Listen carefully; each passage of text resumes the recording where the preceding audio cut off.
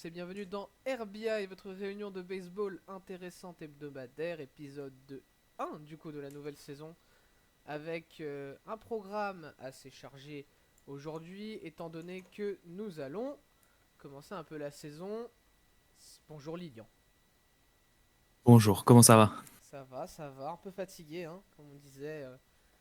J'ai beaucoup bougé, comme on se disait avant l'émission, j'ai beaucoup bougé ces 2 derniers jours pour la chaîne, faire des vidéos qui arriveront un peu plus tard. Voilà. Donc c'est plutôt cool. Aujourd'hui, on a un programme assez sympa. On va pouvoir parler baseball. On va enfin pouvoir commencer à parler baseball. Et on va surtout commencer à parler par notre premier sujet, le spring training. MLB qui vient de commencer. Les équipes sont toutes là. Les joueurs de MLB sont tous là. Certains joueurs de minor league sont là. Les prospects sont là. Euh, T'es excité ou pas un peu? Moi, je fais partie de ces gars qui suivent beaucoup le sport, mais qui suivent pas vraiment les pré-saisons. Mhm. Je... Grand fan de foot, grand fan de F1, souvent les pré-saisons, si t'es pas dans l'équipe, regarder de loin, c'est cool à voir, Otani, son premier HR, mais on peut pas vraiment en tirer des conclusions hâtives, quoi. Ouais, je vois de quoi tu parles. On va quand même revenir un peu sur les quelques actualités qui se sont passées sur cette première semaine de sprint training. En tout cas, de première semaine de match de sprint training. Il y avait déjà eu d'autres entraînements avant. Euh, et on va commencer par les excellents débuts de Yoshinobu Yamamoto, le lanceur avec le plus gros contrat de l'histoire, qui confirme les attentes placées en lui pour l'instant. Et j'y vais même de ma petite prédiction que j'ai mise sur Twitter d'ailleurs hier. Ce mec va gagner le Cy Young dans la National League cette année. C'est une grosse take. Ah ouais, on l'aura entendu ici en premier, quoi.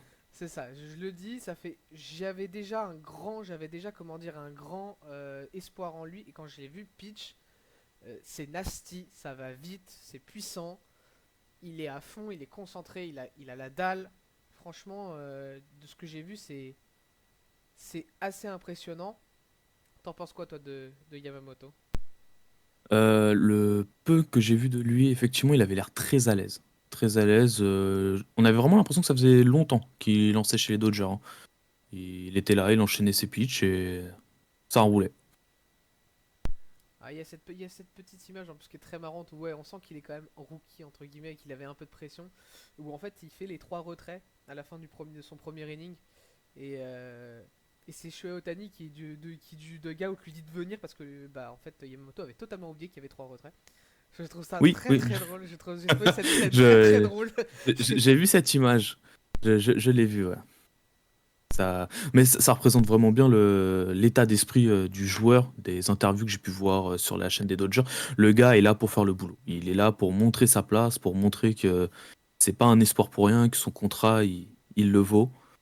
Donc, que ça soit les interviews, c'est les entraînements qu'on peut voir, ou même le peu de matchs que j'ai pu voir, parce que j'ai pas pu voir des matchs en entier, j'ai pu voir des petites parties ou alors des résumés. Le gars, il est là pour faire le boulot, il fait son taf. Voilà, c'est carré, c'est propre, il le fait, rien d'autre. Ouais, clairement il a la dalle. Oui. Deuxième info, on passe aux rookies prometteurs, rookies et autres, comment dire, prospects très prometteurs, potentiellement qui vont arriver en Big League cette année.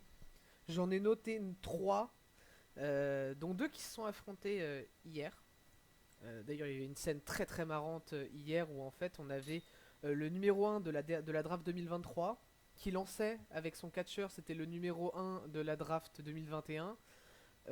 Et dans l'équipe d'en face, il y avait le numéro 1 de la draft 2020 et le numéro 1 de la draft 2022. Donc littéralement, les quatre drafts, comment dire, dedans. Parmi les deux, il y a Jackson Holiday pour les Baltimore Orioles, qui est le prospect numéro 1 dans tout le baseball actuellement. Un shortstop extrêmement. Shortstop ou troisième base, il me semble. Non, shortstop. Shortstop, c'est ça. Qui est très prometteur, numéro 1 de la draft 2022. Voilà, un mec extrêmement prometteur. Et celui qui lançait contre lui, c'est simplement le numéro 1 de la draft 2023 pour les Pittsburgh Pirates, Paul Skins. qui, alors qu'il est simplement rookie, hein, c'est vraiment sa première année. Bon, certes, il a fait 4 ans d'université, mais est déjà hyper impressionnant en termes de niveau. Il pourrait, dès cette année, rejoindre la rotation en tant que lanceur partant pour les Pittsburgh Pirates. Le troisième, c'est aussi un rookie de la même QV que Paul Skins. C'est Wyatt Langford qui joue au Texas Rangers. Ce gars, c'est simple, pareil, je crois qu'il est pick numéro 3 ou 4 de sa draft. Après avoir fait 4 ans d'université, pareil. Et il est pixel. Il est excellentissime. Il est excellentissime, gros frappeur. Euh, je pense pas que dans l'équipe des Rangers cette année, il montera. Parce que ça reste une équipe très Mhm. très stack. Mais vraiment, il a montré, il montre des flashs de très très bon potentiel. Je pense que dès la saison 2025, donc la prochaine saison, il y a moyen qu'il monte. T'as des rookies, toi, des prospects qui t'excitent un peu à l'idée de les voir monter bientôt? Non, j'ai pas spécialement regardé les rookies. Puis le peu que je regardais, c'était beaucoup plus axé sur les joueurs déjà en place, hein, les gros noms. Comme je t'ai dit, j'ai vraiment regardé de loin la pré-saison. Ouais. Dernier petit point prospect entre guillemets, j'attends avec impatience les débuts en spring training de Ricky Tiedemann, le lanceur des Blue Jays. Numéro 1 prospect pour les Blue Jays, numéro 20 prospect au global, mais en vrai, il y a vraiment moyen qu'il monte cette année. Moi qui suis beaucoup les Blue Jays étant supporter des Blue Jays, j'ai pas mal vu en fait Alec Manoah qui a déjà eu des gros problèmes l'année dernière, qui était censé être notre futur pépite, vraiment a encore du mal cette saison et ça se voit au spring training, il est catastrophique. Donc on attend de voir. Là, Ricky Tiedemann est un peu ralenti pour cause de blessure, il se remet de sa blessure. Mais s'il revient et qu'il est excellent, il y a moyen qu'il prenne directement le spot en MLB de Alec Manoah pour la saison. Donc vraiment très impatient. Petit instant Cocorico aussi, important. Ernesto Martinez Jr., le joueur français le mieux placé en Ligue mineure, qui joue au niveau double A pour les Milwaukee Brewers, qui a fait ses débuts en spring training. Qui a joué en spring training, il a été invité au camp et il a fait ses débuts. Résultat 2 sur 2, avec un gros coup double et 2 RBI. Des débuts tonitruants pour notre jeune français. Et on va passer à ta chronique. On va passer à ta chronique, ce fameux drama Le autour de drama Nike. maillot et pantalon de cette année, oui. Ouais. Alors ce drama, il commence sur déjà les maillots et leur apparence cheap. Alors cheap, le mot est vraiment, c'est pas moi qui l'invente, hein, c'est des mots que ont sorti certains joueurs, hein, comme Trea Turner des Phillies, hein. C'est lui-même qui le dit que ça fait cheap et que tout le monde les détestait dans le vestiaire. Les maillots faisaient cheap à la présentation et ils se sont rendus compte lors des prises de photos en studio des équipements en équipe que les pantalons étaient un petit peu trop transparents, hein. Je pense que pour tous ceux qui suivent un peu la MLB, On a une image et d'ailleurs, hein. voilà, hein, la fameuse image de Casey Smith, hein, le joueur des Giants, Ouais. qui Alors on n'a pas mis a, celle-là parce que pour des questions d'image, tout simplement. voilà, Mais ils ont on en a mis une autre le, qui montre bien que c'est bien transparent. voilà, on a plein de photos. J'ai une photo de, alors je me rappelle plus des joueurs, mais des photos de Seattle où les mecs font une photo de groupe et on voit les maillots rentrer à l'intérieur des pantalons, ce qui est vraiment, enfin, pardon, mais ça rend vraiment dégueulasse, quoi. On est là, waouh, c'est même nous en R2 française, on a des meilleurs pantalons, hein. Meilleur Le pas. truc, c'est que, ouais, bah, on voit pas nos maillots rentrer dans le pantalon, quoi. Là, vraiment, ça faisait très transparent. Casey Smith, c'est la première photo qu'a tournée, parce que bon, on sait pas s'il a vraiment pensé à mettre un caleçon, ou si son caleçon de base est transparent, mais disons qu'il laisse apparaître, voilà, ses objets intimes.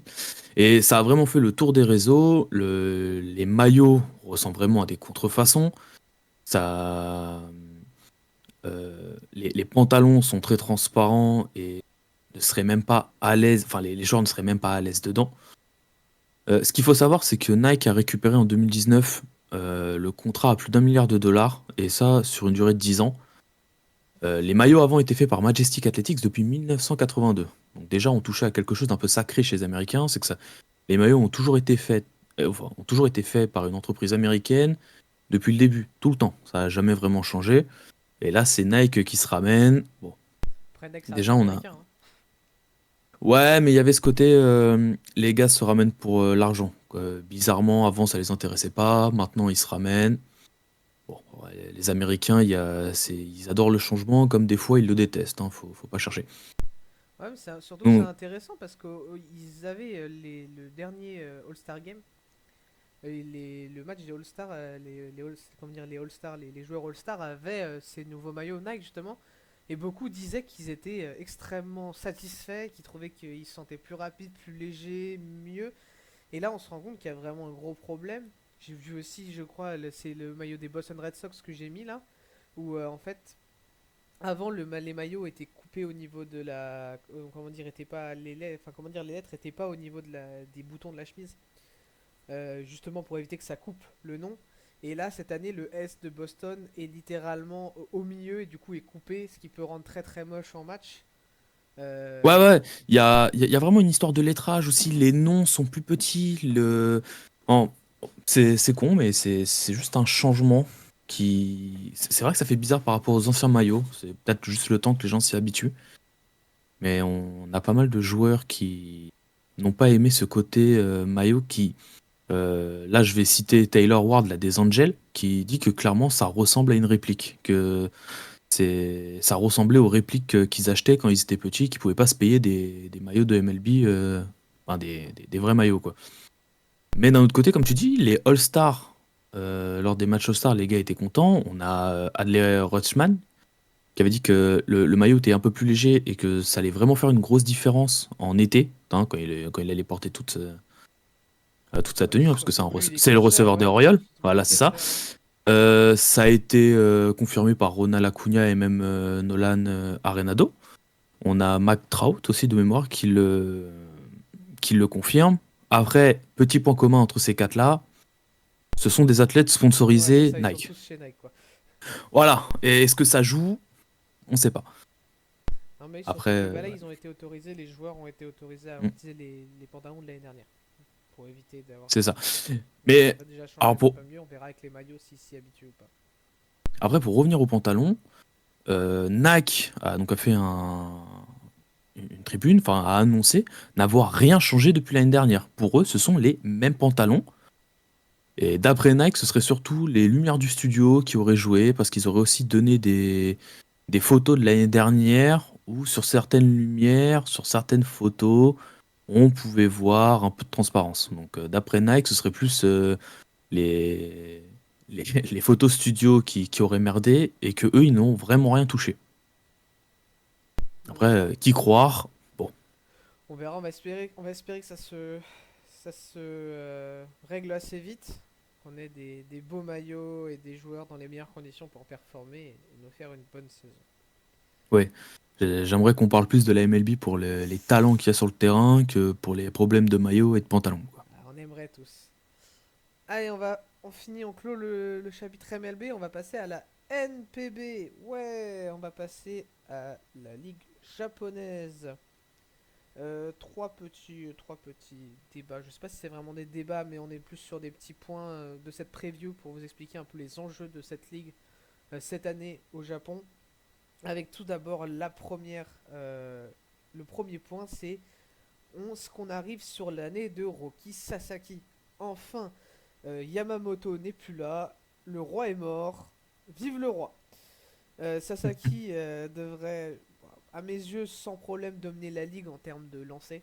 On parle d'un mec de 21 ans qui lance des balles à plus de 100 miles par heure. Euh, je pense qu'il est capable de choper le Sawamura Award, hein, donc le titre de meilleur lanceur. Pour moi, c'est évident qu'il va l'avoir, en tout cas dans sa ligue. Mais la question, c'est est-ce qu'il est capable d'aller chercher le MVP? Et alors, l'avantage, c'est qu'il est capable d'aller chercher le MVP parce que l'autre joueur dont on va parler après, qui pour moi va gagner le MVP dans sa ligue, ils sont pas dans la même ligue. Du coup, l'avantage, c'est qu'ils peuvent gagner chacun le MVP. Donc la question c'est est-ce que Roki Sasaki, vu que Yamamoto n'est plus là, va pouvoir reprendre le flambeau de Yoshinobu Yamamoto et aller chercher la triple couronne, c'est-à-dire leader en IRA, MVP et meilleur lanceur. Toi, t'en penses quoi de Roki Sasaki? Je sais pas si t'as eu le temps de le voir lancer un peu. Moi, j'avais surtout regardé du coup les playoffs NPB. J'avais réussi à trouver une chaîne qui nous faisait des bons résumés, hein, des bons résumés de 30 minutes par match. J'avais pu regarder. Et effectivement, c'est vraiment avec Yamamoto, les deux lanceurs qui m'avaient impressionné. Même lanceurs qu'on avait pu voir durant la World Cup aussi. C'est, Ça fait partie de ces joueurs où tu te dis, les gars sont vraiment talentueux, mais malheureusement, ils sont encore dans l'ombre d'un mec qui est encore plus talentueux. Alors peut-être que maintenant qu'Yamamoto est parti pour la MLB, on va pouvoir plus voir en avant ce joueur et il va peut-être nous impressionner encore plus. Qui sait? Ouais, on espère qu'il va briller, surtout que d'après les dernières nouvelles que j'ai vues, grâce à Yakyu Cosmopolitan sur Twitter, hein, d'ailleurs, même Yakyu Cosmopolitan de manière générale, si vous voulez chercher des informations sur la NPB, c'est une référence en anglais. Il aurait demandé à être posté, c'est-à-dire le système en gros qui va lui permettre de venir en MLB. Il a demandé à son équipe à être posté dès cette année, l'équipe a refusé et normalement peut-être qu'ils pourront le poster l'année prochaine. Donc il a vraiment envie de rejoindre la NPB, la MLB pardon, au plus vite, ce qui est vachement intéressant quand même. Donc à voir la suite pour Roki Sasaki qui voilà, est vraiment un de ces futurs grands joueurs MLB, on l'espère, on en parlera un peu plus tard. Le Hmm. deuxième joueur dont on va parler, c'est un extraterrestre. Cette fois-ci, c'est pas un lanceur, ce qui est assez rare pour les Japonais, mais c'est un énorme frappeur. J'ai nommé le troisième base des Yakult Swallows, Munetaka Murakami. Je vais vous donner juste une stat effrayante, parce que là, je ne peux que la nommer effrayante. Euh, pour lui, c'est simple, entre juin et septembre 2023, donc l'année dernière, c'est 350 d'average, 40 home runs en 3 mois. Je sais pas si on s'en rend compte combien ça fait. 40 home runs en 3 mois. C'est immense. Il n'y a pas à dire. C'est immense. Il avait été blessé en début de saison. Il avait eu des difficultés. Il est revenu énormissime. Il devrait être posté l'année prochaine. Ce qui va être très intéressant aussi. C'est un frappeur monstrueux. Le meilleur du Japon. Sans doute déjà l'un des tout meilleurs au monde. Ce qui est assez rare, hein, parce que le Japon est connu pour ses lanceurs. Majoritairement, hein.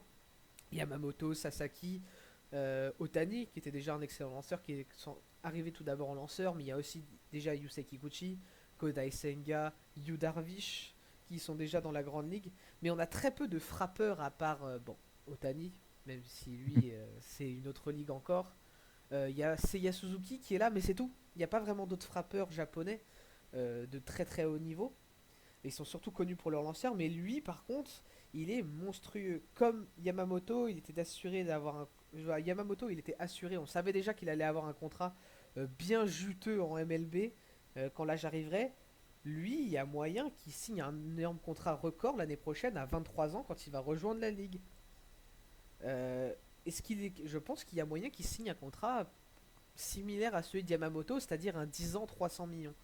Et je sais que c'est une des équipes que t'aimes bien. Les Oui, Swallows bah, avec c'est. Murakami. On en parlera après de nos deux Ouais. prédictions, mais toi t'en penses quoi lui de ce frappeur là?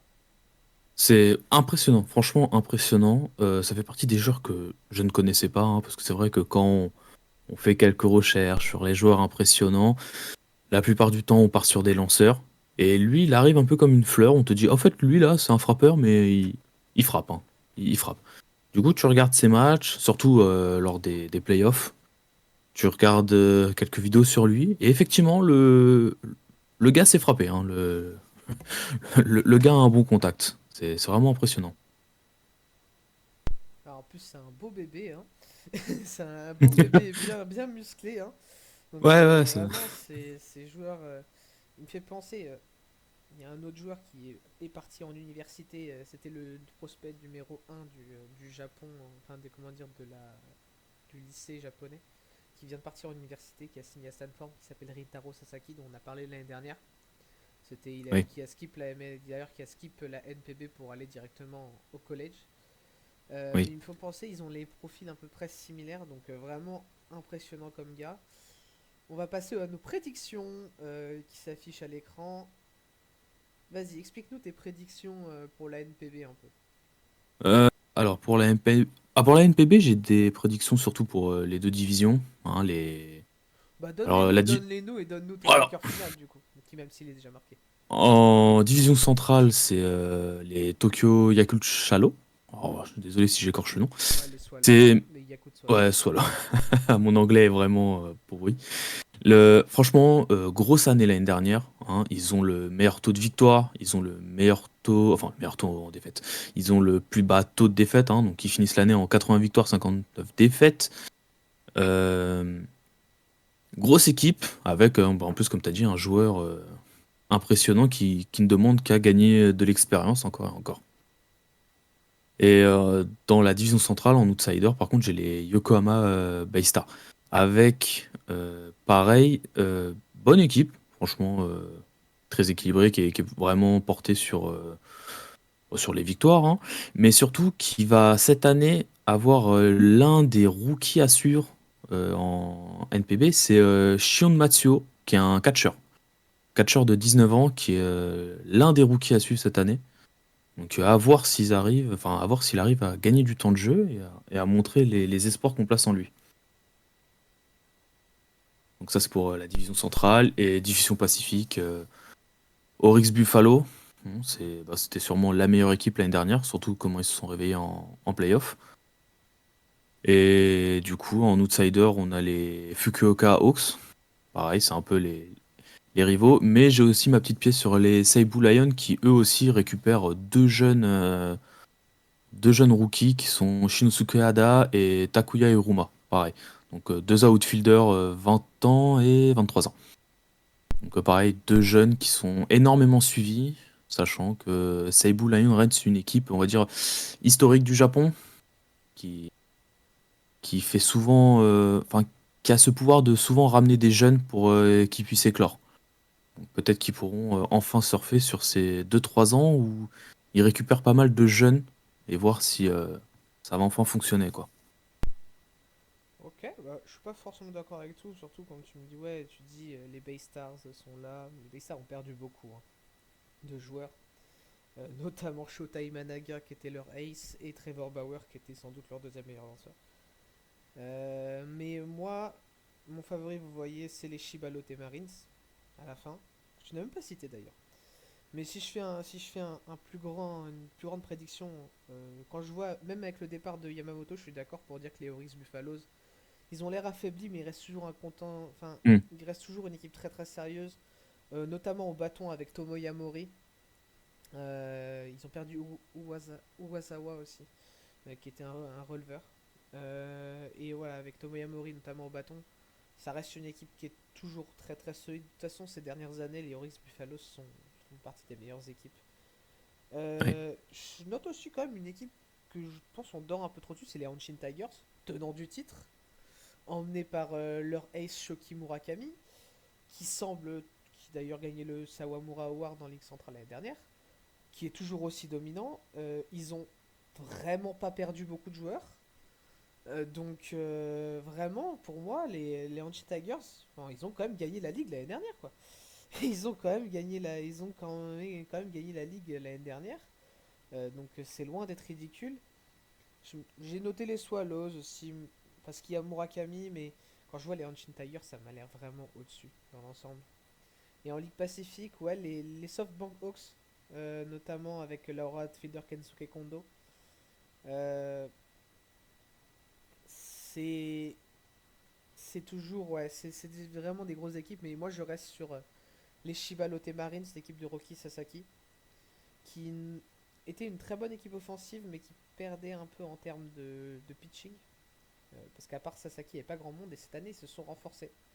Avec l'arrivée notamment de James Dijkstra, qui est un joueur qui arrive de MLB. Je ne sais plus de quel club, mais il arrive de MLB. Très très bon lanceur, très très solide, et j'espère une très bonne saison de la part de Shiba. Donc je pense que la NPV va être remportée par les Shiba Lotte Marines. Et du coup, toi, Ok. tu restes sur les Swallows. On verra à la fin hein, qui sera, qui sera le vainqueur entre guillemets, de ce débat de prédiction. Ça peut être marrant ça de faire un débat, un concours de prédiction. Une Fantasy League. Enfin, j'en fais déjà une mais ça, pour la KBO, ça, mais ça va être bien. Alors, on va passer au débat. Oula. On va passer au débat de la vidéo. La NPB est-elle déjà une forme de minor league pour la MLB? Je te laisse donner ton premier. Je vais donner un peu de contexte, après je vais laisser te donner ton avis. Mhm. Shohei Otani, Yamamoto, Senga, Suzuki, Trevor Bauer, qui revient d'ailleurs en MLB cette année, et Adolis Garcia, MVP juste MVP des dernières World Series. Euh, ils ont tous joué, tous commencé en NPB. Et question c'est, est-ce que ça va se développer? Est-ce que la NPB va devenir l'une des principales minor league entre guillemets pour la MLB? Ah, ça m'a donné mon avis, c'est ça? C'est ça. Ah, ok. Bah, c'est sûr que avec le système américain pour faire monter les jeunes, alors avec toutes leurs étapes, le côté NPB a plus ce côté qu'ont les Asiatiques dans tous les sports qu'ils ont de vraiment prendre leur temps, hein. Quand on peut voir le nombre de rookies cette année, alors à part un qui a 19 ans, la plupart ont 23, 24 ans, parce que ils leur laissent vraiment le temps de passer les ligues une par une, sans vraiment leur mettre la pression de attention. Si dans 2 ans t'as pas fait tes preuves, tu sors de l'école, c'est fini le baseball pour toi. Et on est quand même sur un championnat qui est vraiment relevé. Alors j'ai plus les mots, enfin j'ai plus la phrase exacte et le joueur qui avait dit ça, mais c'est vrai que techniquement, si tu ne peux plus jouer en MLB, la plupart des joueurs vont penser à la NPB. C'est un championnat extrêmement relevé. Tout le monde sait qu'au Japon, le baseball est l'un des sports d'équipe les plus répandus. Et c'est pas pour rien qu'en ce moment, on voit énormément de Japonais euh, être, enfin, beaucoup de clubs être intéressés par les Japonais. On est vraiment sur des joueurs qui explosent de leur côté dans leur pays, dans leur ligue, sans avoir la pression d'être dans une ligue différente. Bah, c'est simple, hein, avec Otani, les derniers joueurs actuels, on peut clairement dire que bah, effectivement ça marche bien et que c'est vraiment une ligue où je pense que dans les prochaines années, il faudra vraiment se pencher dessus pour voir quels sont les prochains joueurs hors américains et latinos, mais c'est encore différent, qui vont exploser en MLB. Ouais. Ouais, le cas de Luis Garcia est un peu spécial. Mais ouais, je pense que ça va il va y avoir de plus en plus de joueurs japonais chaque année qui vont rejoindre la ligue. Que ce soit Mm. japonais. Mais c'est surtout le niveau reconnu, hein. C'est Bah, je pense que le le, niveau est supérieur à la triple A actuellement. Bah, en fait, c'est pour. Alors, moi qui suis beaucoup de sport, la MPB, alors en plus, c'est bien parce qu'on reste dans le thème Japon et Ligue internationale américaine qui est censée être un peu la Ligue mondiale. Euh, la NPB est un peu l'équivalent de la Super Formula pour ceux qui suivent la Formule 1. Quand un jeune pilote très prometteur gagne le Formula, enfin le championnat F2, bah, ça arrive que des fois, comme il n'y a pas de place en F1 et qu'on veut encore qu'il se développe, mais dans un cadre beaucoup plus carré, avec un niveau plus élevé, des fois même que la F2, on l'envoie en Super Formula. C'est un peu le. Nous avons actuellement, pour ceux qui suivent la Formule 1, deux excellents. Enfin, un excellent pilote qui s'appelle Lawson. Il n'a pas sa place actuellement en F1, et bah pour pas qu'il reste sur le banc, on va l'envoyer dans une ligue qui est reconnue pour son talent, la Super Formula.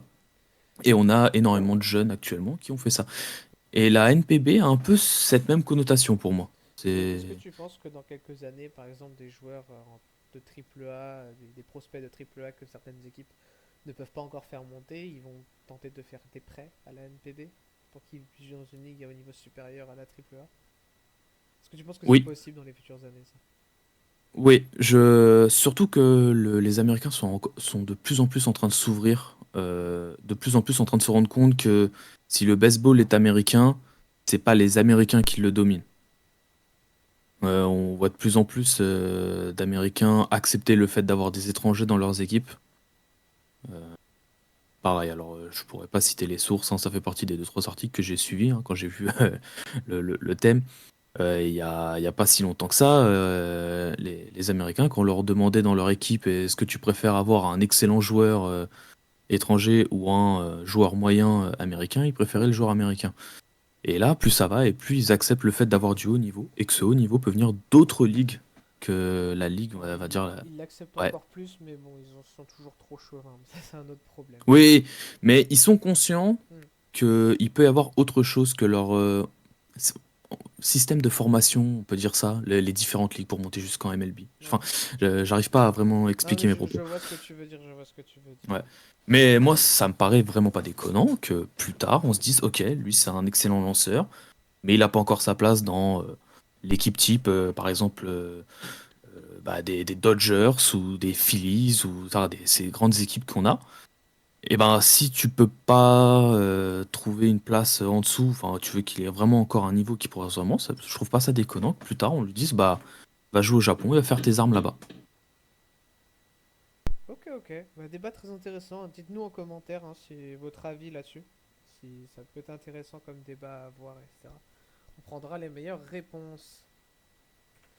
On passe à ma ligue préférée. On passe à la KBO. La KBO. Où je vais vous faire un peu une présentation des enjeux et après on débattra tous les deux qui sont nos favorites, hein. On a tous les deux encore des favoris différents. Euh, Premier point très important, cette année en KBO, c'est une année qui est placée sous le signe de la jeunesse. On a le départ de Lee Jong-ho, qui était déjà jeune, qui part. Le départ de Woo-Suk-go, c'est de la même manière le closer des LG Twins, vainqueur hein, de la Korean Series. Mais on a surtout l'émergence de certains joueurs cette année, certains joueurs de l'année dernière qui ont montré des gros points de potentiel, dont notamment Rossi One, Nossi One, qui est Nossi One, troisième base, 23 ans pour les Hanwha Eagles. C'est simple, 929 d'OPS l'année dernière, un average en constante progression depuis ses débuts et surtout 31 home runs, record de home run de la ligue, enfin en tout cas meilleur, enfin plus grand nombre de home runs l'année dernière, la saison dernière dans la KBO, à seulement 22 ans et 23 ans cette année. Le deuxième joueur à suivre vraiment en termes de jeunesse, c'est Moon Dongju, l'un de mes joueurs préférés. 20 ans, lanceur aux Hanwha Eagles, 3,72 IRL l'année dernière, mais surtout une fastball de 102 miles par heure, lancé le plus rapide de l'histoire du baseball coréen. Clairement, un de mes joueurs préférés, c'est pas que sur le terrain. Euh, j'ai un peu suivi l'année dernière ses aventures. Il a gagné les Asian Games, l'équivalent en gros des jeux asiatiques. Bah, c'est ça, les jeux olympiques asiatiques. Et c'est un mec qui est très très drôle. À faire des danses TikTok en permanence, à toujours rigoler, à faire des bêtises. Donc vraiment un joueur très amusant. Et le dernier joueur à suivre, et je pense que c'est aussi une des preuves qu'il y a un gros renouvellement et des gros joueurs qui sortent en Corée, en tout cas en termes de jeunes joueurs, ces derniers temps, peut-être une nouvelle génération dorée, c'est Kim Tae-kyun, 18 ans, qui vient rookie cette année, qui vient d'être signé par les Doosan Bears. Deuxième choix de la dernière draft, énorme potentiel dans une équipe en reconstruction. Il a un peu lancé en pré-saison, et il a déjà montré des gros signes de progrès depuis sa draft. Euh, D'après les sources que j'ai pu lire, il y a moyen que, vu que son équipe est en reconstruction, il ait le droit à avoir des innings cette année, de pouvoir start des games, etc. Ce qui est plutôt bien même pour sa progression. On a également un gros renouvellement du pool des joueurs étrangers. Il y a plus de 50% des joueurs étrangers qui viennent d'être renouvelés cette année. D'ailleurs, dans mon équipe préférée, hein, les Samsung Lions, il y a tous les joueurs étrangers ont été changés. Ce qui est très intéressant, et c'est le cas de beaucoup d'équipes qui ont changé leurs joueurs étrangers. Certains joueurs sont repartis en MLB, d'autres ont pris leur retraite. Il y a des arrivées de joueurs donc un peu plus jeunes. La moyenne d'âge des joueurs étrangers est tournée autour de 33-34 ans l'année dernière. Là, cette année, elle tourne principalement autour de 31-32. Ce qui est plutôt très bien. Parce que du coup, ça sort un peu de ce côté enfin, ligue de retraités. Donc, je vais vous mettre un tableau, hein. Vous allez voir un tableau avec tous les nouveaux joueurs étrangers. C'est pas des joueurs qui sont très connus, c'est des joueurs comment dire, joué un peu entre la MLB et la AAA. C'est vraiment des joueurs corrects. Donc si vous voulez vous renseigner, je vous mets le lien comme ça. Si vous avez une équipe que vous souvenez, vous pouvez aller découvrir ces joueurs. Et surtout, il y a la dernière grande news de la KBO pour cette saison, c'est le retour du Korean Monster, du monstre coréen l'homme qui est troisième au classement d'IRA en carrière pour la KBO, avec 2,80 2,80 d'IRA en carrière en KBO sur 6 ans. Il a gagné le MVP de la KBO et le titre de meilleur lanceur pendant son année en rookie en 2006. 5 fois strikeout champion, 2 Golden Gloves, 2 fois champion IRA de la ligue. Il revient au Hanwha Eagles à 36 ans. Est-ce que tu serais capable de me donner son nom? Alors, pas du tout. Et son nom, Euh, c'est simple, c'est Hyunjin Ryu. Lanceur pendant. Bah, c'est simple, hein, il est lanceur en MLB depuis 2012 pour les Dodgers, pour les Blue Jays ces dernières années. Il a eu le meilleur IRA en 2019. En 2019, il est celui qui a le meilleur IRA en MLB. Un excellent lanceur qui sort de blessure et il a décidé de revenir dans l'équipe qu'il avait drafté, les Hanwha Eagles, à 36 ans, pour un contrat littéralement de 11 ans. Ce qui fait qu'il risque de finir sa carrière à 47 ans, ce qui ferait de lui le plus vieux joueur de l'histoire de la KBO.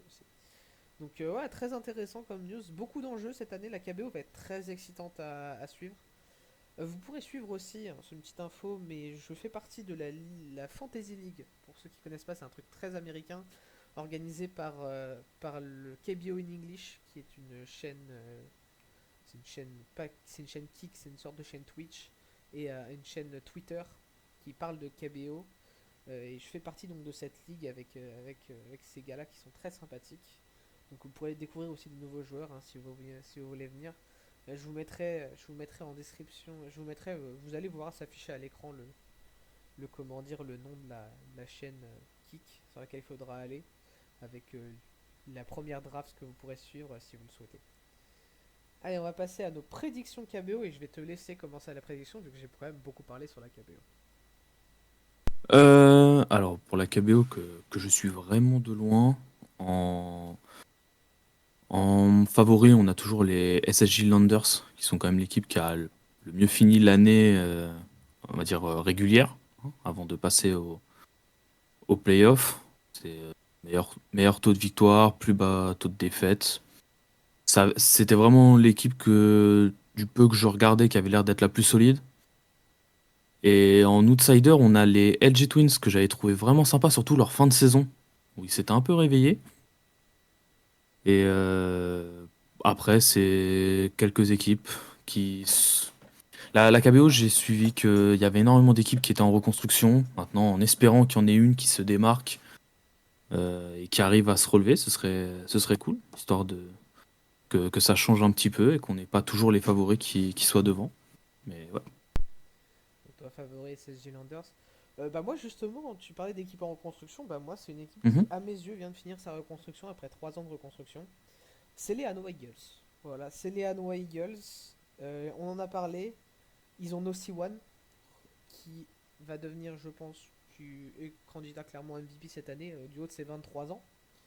Qui va arriver en tant que l'un des meilleurs frappeurs de la ligue, si ce n'est pas déjà le meilleur frappeur de la ligue. À mes yeux, je vous le dis, hein, à surveiller Rossi One pour la MLB dans 1 ou 2 ans. Et ils ont aussi Moon Dongju, dont j'ai parlé. C'est simple, hein, il y a deux joueurs, des joueurs à suivre de la nouvelle génération dorée, qui font partie des Hanwha Eagles. Tu rajoutes à ça le retour de Yunjin Ryu, qui a une expérience extraordinaire, Mhm. qui était Ça d'ailleurs. peut donner un Ah bon ouais, combo, hein, ça donne un combo extraordinaire pour les Hanwha Eagles, et je pense que le retour de Ryu et la progression de Moon Dongju et de Rossiwan encore, qui vont sans doute même passer encore un cap, fait des Hanwha Eagles, qui était d'ailleurs une équipe loin d'être ridicule l'année dernière. Je crois qu'ils finissent 7ème, alors que les 2 dernières années, ils avaient fini dernier de la ligue. Bah, cette année, je pense que vraiment, ce mélange d'expérience, ce côté un peu qui peut être Yunjin Ryu, qui peut être le mentor de ces jeunes, qui peut faire un peu ce côté mentor des jeunes, notamment sur Moon Dongju, alors, Hyunjin Ryu, ça n'a jamais été un lanceur qui lançait fort, à la différence de Moon Dongju, mais c'est un lanceur qui lançait très intelligemment. Je pense que avoir Hyunjin Ryu qui est un peu en mentor sur Moon Dongju pour le former, ça peut être la meilleure des choses pour le jeune, pour qu'il apprenne peut-être à pitcher un peu plus intelligemment et faire de lui sans doute l'un des meilleurs pitchers coréens de l'histoire. Donc moi vraiment ma pièce elle est là, elle est sur les Hanwha Eagles. Mm. Je mets ma C'est pied ça. là-dessus. Je pense que c'est en partie le plan qu'ont eu les dirigeants quand ils sont partis récupérer ce joueur à forte expérience et espérer que la mayonnaise prenne avec les jeunes qu'ils ont récupérés là depuis 3 ans, enfin la nouvelle équipe qu'ils essayent de construire depuis 3 ans et de faire en sorte que ils puissent s'installer dans le haut de tableau, quoi. Ouais, c'est ça, ils sont allés chercher en plus des Mm. joueurs, des anciens joueurs MLB d'expérience, c'est sympa. Là, en pré-saison, j'ai vu qu'ils avaient battu 2 fois l'équipe nationale d'Australie. Donc, c'est plutôt sympa comme petit résultat. Allez, juste avant de finir comment dire, la vidéo, un petit instant Cocorico, qui est tombé avant-hier, un jeune joueur français hein, qui jouait du côté des Sénards Templiers l'année dernière, Mathis Meurant, qui a signé qui jouait déjà l'année dernière au Cochise College en Arizona. C'est un junior college et qui a fait en un match extraordinaire avec 2 grands slams et 9 RBI en un match. Je pense que ça suffit en lui-même. Voilà. Je pense que Rien que ça. la stat se suffit en elle-même. Donc bravo à lui et on espère que voilà, ça va bien se passer cette année et on espère que pourquoi pas il se fasse drafter lui aussi à la fin de ses années collège comme Mathias Lacombe. Euh, beaucoup d'espoirs français en ce moment.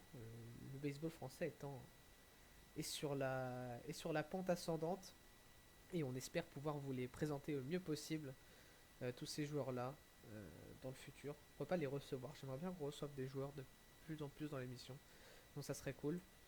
J'espère que vous avez apprécié l'émission. Comme d'habitude, petit abonnement, petit like, petit commentaire. Allez suivre la chaîne Twitch, le Twitter, très important, la chaîne Instagram. Un mot pour la fin Euh, Bah, déjà remercier tous ceux qui prennent le temps de nous écouter jusqu'au bout. Puis, comme vous pouvez voir, on est quand même deux passionnés du baseball qui aiment faire découvrir le baseball. On aimerait partager cette passion qu'on a et surtout pas hésiter en commentaire à mettre des avis constructifs pour améliorer le format qu'on a et potentiellement rendre un travail de meilleure qualité. Voilà, c'est à peu près tout ce que j'avais à dire. C'est ça. On vous dit à la semaine prochaine. Et merci à vous. Bonne semaine. Au revoir.